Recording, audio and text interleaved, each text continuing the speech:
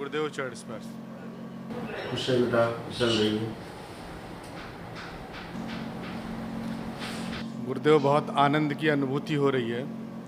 2008 में हमने जहाँ दीक्षा ली थी, गुरुजी ने बताया था कि जो मैं आज चिकित्सा कर रहा हूँ वो चिकित्सा 2011 के बाद में कहीं पे होगी और संभवतः कानपुर में होगी। वो मुझे अब याद आ रहा है। मेरा पूरा परिवार इस चीज़ के लिए बेचैन है कि सूक्ष्म तरीके से वहाँ पे इलाज होता था, अब यहाँ पे आकर के इलाज हुआ है। तो मैं पहले भी आपसे मिला था और मैं बड़ा गदगद हूँ। और इतने बीच में मैं इधर उधर चारों तरफ रहा, बहुत जाप किया, सब कुछ किया, लेकिन कुछ भी समझ में नहीं आया। लेकिन अब मुझे महसूस हुआ कि बहुत कुछ है और सही जगह आया हूँ। बिल्कुल बेटा, सब कुछ जो है पूर्व नियोजित है, कुछ भी अचानक नहीं होता। जी। जो ईश्वरीय व्यवस्था है वो अटल है। जी। 3 प्रकार के घटनाएं हैं। जी। एक एसेंशियल, दूसरी सेमी एसेंशियल, तीसरी नॉन एसेंशियल। जी। जो एसेंशियल है बदली नहीं जा सकती। जी। जैसे सूरज का समय से निकलना, धरती का अपनी धुरी में घूमना, जी। चंद्रमा का निकलना,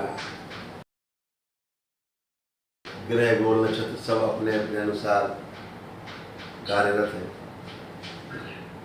सुबह का निकलना, शाम का ढलना, जी। ये सब निश्चित है, एसेंशियल पार्ट्स। ईश्वरी सत्ता अटल है। जब जहाँ सत्ता को काम लेना होता है वो लेती रहती है, करती रहती है। जी।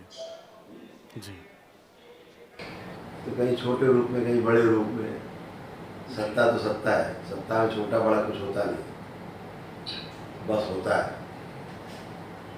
तो शिव की अनुकंपा, माँ महामाया, माँ की जो कृपा, शक्ति, जिससे संभव होता है। जी।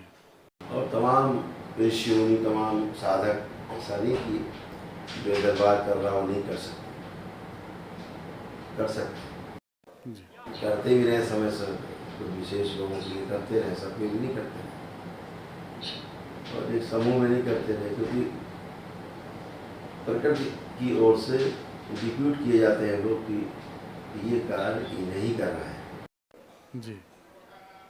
तो बस इतनी बात है। तो बाकी तो सृष्टि में सब रहता ही है, शक्तियाँ रहती, शक्तियाँ कहाँ जाती है। तो सभी कुछ संभव है, सब कुछ संभव था, ऐसे ही रहेगा, ऐसे चलता रहेगा। जी। और लोगों की मुक्तियाँ रुक गई थी, मुक्तियाँ नहीं हो रही थी। जी। ज्योतियों का विज्ञान जो खुला, जी। केवल स्मृति मात्र के हेरफेर से मनुष्य अच्छा या बुरा हो सकता है। जी। तो वह भी दरबार रोज प्रमाण देता है। जी। प्रकार से दरबार का ये प्रयास है कि इसको और विस्तार दिया जाए, फैलाया जाए, बच्चों के द्वारा पढ़ाया जाए। जारी है,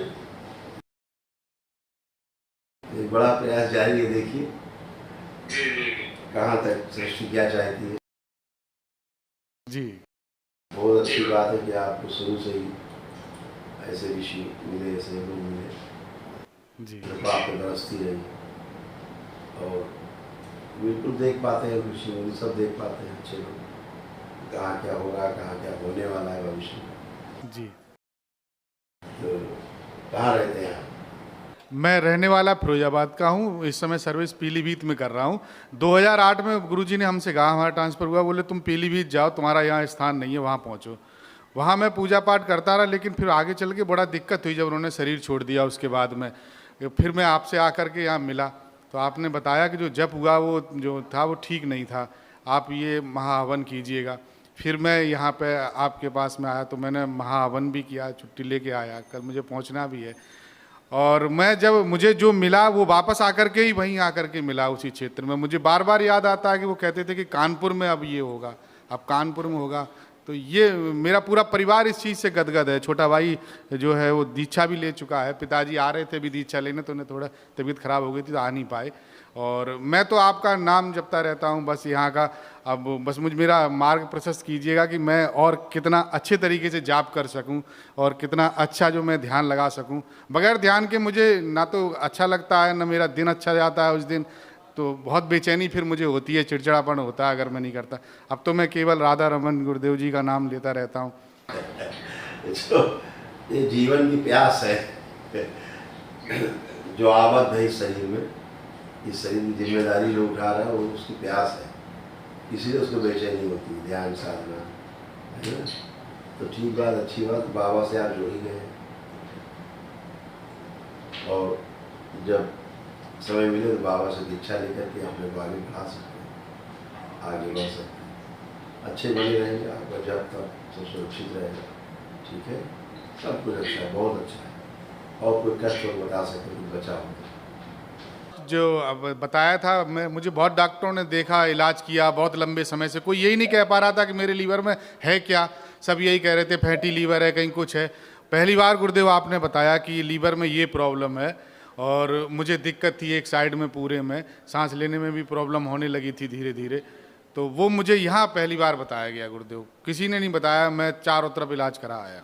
एक साइड में पूरा आता था उसका प्रभाव, आधे अंग में, और नीचे पैरों में प्रभाव आने लग गया था काफ़ी। नीचे के नाभि से नीचे कमजोरी जो है वो शुरू हो गई थी जी, जैसा फील करते थे। आधा अंग कमजोर हो रहा था, ठीक है। जो और तमाम प्राइवेट कष्ट चले गए, सब सिर में दर्द बना रहता था, हल्का हल्का बुखार बना रहता था। अब वो सभी को तिरोहित हो चुका है, सब नष्ट हो चुका है, अब कुछ बचा नहीं। केवल थोड़ा सा लेपन करते रहेंगे तो चीज़ें और बेहतर हो जाएगी।